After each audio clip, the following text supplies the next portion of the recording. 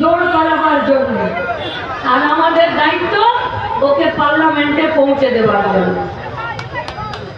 আমাকে একবার এক সাংবাদিক বলেছিল যে মীনাক্ষী, সৃজন একটু নরম, তুমি যেভাবে মিডিয়ার সঙ্গে কথা বলো সৃজন একটু হাসি মুখে কথা বলে, আমি কি করতে হবে? ওকেও একটু ঝাঁঝালো বলতে হবে। গতকাল যখন গাড়ির হুটের উপরে বসে ও যখন থাম দেখিয়েছে বুড়ো আঙ্গুল, তখন ওই মিডিয়াও বুঝে গেছে যে এই ছেলেকে বাদ দিয়ে যাদবপুরে আর কেউ জিততে পারবে না। তাই এই গোটা দেশ বাঁচানোর লড়াইয়ে আজকে আমরা যারা शामिल হয়েছি, आज हम लोग आप लोगों के सामने बोलना चाह रहे हैं कि देश के বাঁচানোর জন্য এই বিজেপি পার্টিটাকে হারাতে আমাদেরকে হবে। যারা ধর্মের নামে, যারা জাতির নামে, যারা ভাষার নামে প্রতিদিন আমাদেরকে ভাগ করতে চাইছে, তাদের বিরুদ্ধে আমাদের এই লড়াইটা। पहले बोलता था कि लेडीज फर्स्ट, বলতো না? তারপরে আমাদের পশ্চিমবঙ্গ থেকে শুরু করে গোটা দেশে লেডিস স্পেশাল শুরু হলো। এখন সিনেমা বেরিয়ে গেল, মানে সিচুয়েশনটা দেখুন, সিনেমা বেরিয়ে গেল, সেই সিনেমার নাম হলো লাপাতা लेडीज।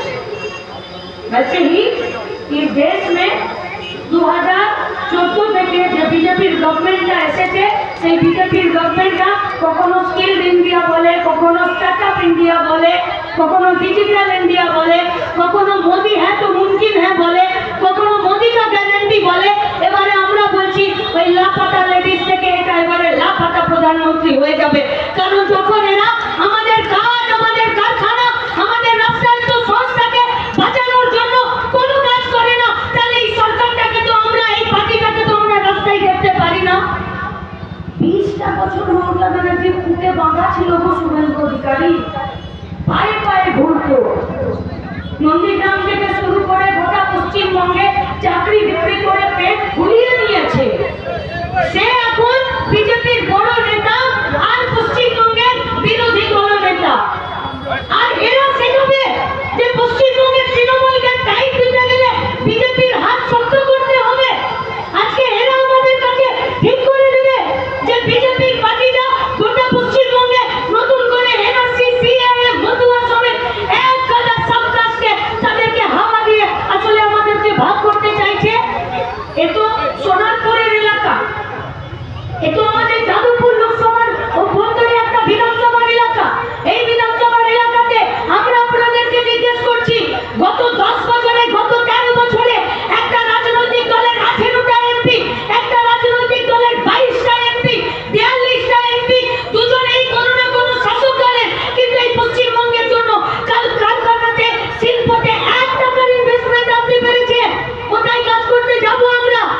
অরুণ শৌরীর নেতৃত্বে বাপের কালে এরকম দেখিনি যে একটা দপ্তর শুধুমাত্র দেশের রাষ্ট্রায়ত্ত শিল্প আর সার্ভিস সেক্টর বেঁচে দেওয়ার জন্য টেবিল চেয়ার বসিয়ে অরুণ শৌরীর নেতৃত্বে বিলগ্নীকরণের দপ্তর লাগাবে। কে সঙ্গে সেদিন ভাত খেয়েছিল? এই মমতা ব্যানার্জি ভয় করেছিল একসাথে আমাদের দেশের কলিয়ারি, আমাদের রাজ্যের কলকারখানা বন্ধ করে দিয়েছিল। তাই তো 400 কোটি টাকা যেসব কারখানা 18 কোটি টাকাতে বেচে দিয়েছিল। কেন? কারণ কারখানাকে বাঁচানোর জন্য, শ্রমিককে বাঁচানোর জন্য কোনো নতুন করে আইন তৈরি হয়নি। বানতলা লেবার কমপ্লেক্স ট্যানিং এর জায়গাতে সেখানে কারখানাগুলো পরিবেশ বান্ধব হিসাবে লাল ঝান্ডার পার্টি তো তৈরি করেছিল। একটার পর একটা 22 থেকে 25% ট্যানিং এর কাজ এই পশ্চিমবঙ্গে গোটা ভারতবর্ষের হতো। লেদারের মার্কেটে গোটা ভারতবর্ষের 50 থেকে 55% কাজ এই পশ্চিমবঙ্গের ছেলেমেয়েরা করতো। আমাদের এই কলকাতাতে, আর কলকাতার বাইরের দিকে তার ড্রেনেজ সিস্টেম করে দিয়ে যাতে তার দুর্গন্ধযুক্ত আবর্জনা কলকাতার মধ্যে সেখানে জমা না পড়ে, সেটা যাতে বাইরে চলে যায়। এটা সুদূর প্রসারী পরিকল্পনা ছিল না? এটা পশ্চিমবঙ্গের লাল ঝান্ডার পার্টির পশ্চিমবঙ্গের বেকার ছেলে মেয়েদের নিজেদের রাজ্যে থাকার কথা বলে দেয়নি?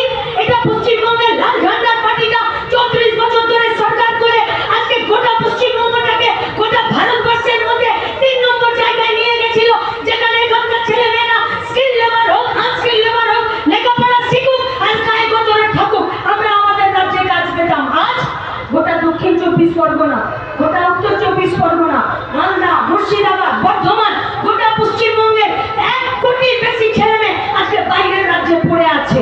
কি খায়, কোথায় থাকে, ইলেকট্রিক বিল কি করে দিচ্ছে,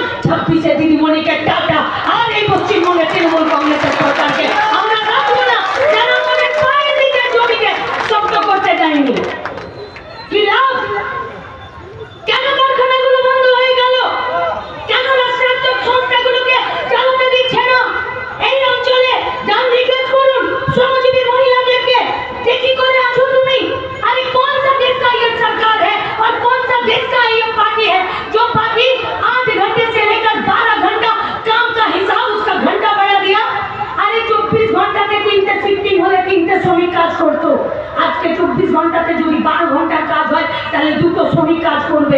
একদিকে কলকারখানা বন্ধ, ছোট মাঝারি শিল্পরা বন্ধ, উঠে যাচ্ছে, চালাতে পারছে না, তাহলে এখানকার শ্রমিকদেরকে সস্তা লেবার সাপ্লাইয়ের রাজ্যে পরিণত করতে চাইছে। পারবেন তো? এই দেশের সরকারকে ভোট দিতে, যে সরকারের তৈরি করা আইন অনুযায়ী একটার পর একটা কারখানাতে মালিকরা তালা দিয়ে দিচ্ছে। তার মানে পশ্চিমবঙ্গে এত এত কলেজ, এত এত স্কুল, এত এত টেকনিক্যাল কলেজ, এত এত ইউনিভার্সিটি, আর যারা লেখাপড়া শিখছে বা শিখছে না, আজকে তাদের সস্তায় তাদের শ্রমকে দিতে তারা বাধ্য হচ্ছে, নইলে এদের লুটেরাদের সাথে নাম লেখাতে হচ্ছে, আর নইলে সুইসাইড করতে হচ্ছে। দায়িত্ব আপনাদের, বাঁচতে আমরা চাই। আমরা যদি বাঁচতে না পারি, এই পশ্চিমবঙ্গের বেকার ছেলেমেয়েরা যদি বাঁচতে না পারে, গোটা পশ্চিমবঙ্গ বাঁচতে পারবে না। একবারে পশ্চিমবঙ্গের মাটিতে ভাগাড়ের মাংস বিক্রি হচ্ছিল, এবারে গোটা পশ্চিমবঙ্গে ভাগাড়ে পশ্চিমবঙ্গের বেকার ছেলেমেয়েদের ভবিষ্যৎ আর তাদের বর্তমান বিক্রি হবে। সিদ্ধান্ত আপনাদেরকে নিতে হবে, ভাগাড়ের পক্ষে থাকবেন নাকি একটা অন্যদিকে নতুন ভোরের দিকে থাকবেন। যদি নতুন ভোরের দিকে থাকেন, ইভিএম মেশিনে কাস্তে হাতুড়ি তারা নাম সৃজন, আর যদি ভাগাড়ের দিকে থাকেন, রুমাল আমরা শুধুতে গিফট করে দেবো, নাকে চাপা নিয়ে চলে যান তৃণমূলের দিকে। इसका नियम से पता चलता है कि ये कौन क्या चाह रहा है। 8,000 स्कूल बंद करके 21,000 दारू का दुकान खुला है। कभी कभी पता ही नहीं चलता कि सरकार है या दारू का दुकान है।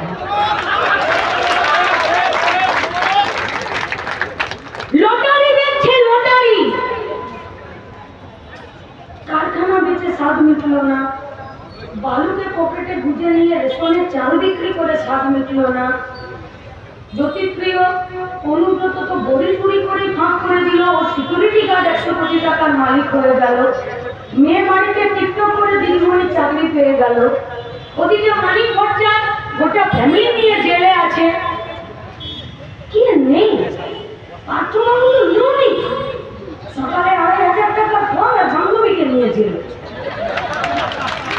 আমাদের পশ্চিমবঙ্গ, যেখানে আমাদের এতগুলো ইউনিভার্সিটি, যেখানে আমরা লেখাপড়া করতে চাই, যেখানে আমরা ক্ষুদিরামকে দেখে, বিনয় বাবু দিনেশকে দেখে, মাতঙ্গিনী হাজরাকে, নেতাজিকে দেখে, আচার্য প্রফুল্লচন্দ্র রায়, মেঘনাথ সাহাদেবকে দেখে আমরা যেখানে বড় হতে চাই, সেখানে আজকে আমাদেরকে বালু বাকি মুরদেরকে, শাহজাহান তৌসিফদেরকে দেখে আমাদেরকে ঠিক করতে হচ্ছে যে এরা স্বাধীনতা সংগ্রামীদের নাম কি? সেলিম। স্বাধীনতা সংগ্রামীদের নাম কি? জাহাঙ্গীর। স্বাধীনতা সংগ্রামীদের নাম কি? আরাবুল, কাইজার। এরা স্বাধীনতা সংগ্রামী, এদেরকে বীর তকমা। যারা গরুর লেজ ধরে মুচড়ে দিয়ে বর্ডার পার করে দিচ্ছে, বলছে আমার বীর। এরা বীর পশ্চিমবঙ্গে। আর পরিযায়ী শ্রমিকরা বাংলা নিজের মেয়েকেই চায়, আর বাংলার ছেলেগুলো সব বানে ভেসে এসছে। বড় করে পোস্টার লাগানো আছে, বাংলা নিজের মেয়েকেই চায়। বাসে চেপেছি, কলকাতার বাসের সামনে দিকে লেডিসের সিটগুলো বসেছি, সামনে বড় করে লেখা বাংলা নিজের মেয়েকে চায়। একজন বয়স্ক ভদ্রলোক রেগে কটমট করে বলছে, বাংলা নিজের মেয়েকেই চায়, বাড়ির লোকই মেয়েকে চায় না, পিছন থেকে ধাক্কা দিয়ে দেয়। আমার আপনার কি লাভ হলো? একটার পর একটা চুরি করলো আর টাকাতে পেট ভরল। এই পশ্চিমবঙ্গে বেকার ছেলেমেয়েরা কোথায় যাবে? কার্টুনে কাঠ কাটতে গিয়ে উঠার জলে ফেলে ফেলেছে, কাঁদছে। রুজি রোজগারের ওইটাই একমাত্র হিসাব। উঠে দাঁড়িয়েছে জল দেবতা, বলছে কি চাই বলো? বলছে আমার কুঠারটা পড়ে গেল। প্রথমে রূপার কুঠার তুলেছে, বলছে এটা নয় আমার। বলছে সোনার চাপ, বলছে এটাও নয় আমার। পরে মরছে ধরা যখন লোহার কুঠারটা তুলেছে, বলছে হ্যাঁ এইটাই আমার। গল্পের প্লট পাল্টে গেল হাফ টাইম। এবারে সেকেন্ড ফেজের গল্প শুরু হয়েছে। কাঠুরের পরিবেশ পরিস্থিতি, তার সংসার চালানোর হিসাব কিচ্ছু ঠিক হয়নি, বরং আরো খারাপ হয়েছে দিদিমণির রাজত্বে। এবারে বউ খাবার দিতে গিয়ে পুকুরে পিছিয়ে পড়ে গেছে। জল দেবতা আবার উঠেছে, উঠে নিয়ে বলছে সততার আরেকবার পুরস্কার দিয়ে দেখি। তারপরে একজনকে উঠিয়েছে, বলছে দেখো এটা তোমার বউ। বলছে তো ক্যাটারিনা কে? বলে এটা তোমার বউ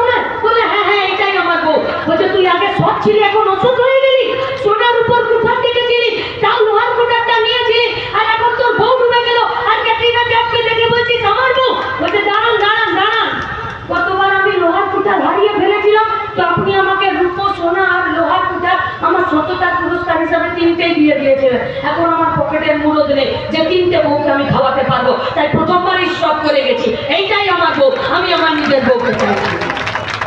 অসৎপথে ফেলে দিচ্ছে পশ্চিমবঙ্গের বেকার ছেলে মেয়েদেরকে। কি আমাদের ভবিষ্যৎ? লেখাপড়া করেছি, চাকরি নেই, গতর খাটাতে চাইছি, 100 দিনের কাজের টাকা লুট করেছে, শহরে 100 দিনের, পৌর অঞ্চলে কাজ নেই। গতর খাটাতে যেতে চাইছি, ছোট মাঝারি কারখানা বন্ধ করে দিয়েছে। কি করব? সঞ্জিত প্রামাণিকের মতন শান্তিপুরের হিস্ট্রিতে এমএ পাস করা ছেলে ভাই ভোট লুট করতে গিয়ে বোমা লাগাতে প্রাণটা উড়ে যাবে, নইলে এদের সঙ্গে দারুর বোতল বগলে গুজে নিয়ে এক হাতে বোম পিস্তল বোঝাই করে নিয়ে ভোট লুট করতে হবে, নইলে গান্ধী মূর্তির পাদদেশে বসে নিয়ে দিদিমণিকে নিজের মাথার চুলটা খুলে খুলে নামিয়ে দিতে হবে, আর নইলে সুইসাইড।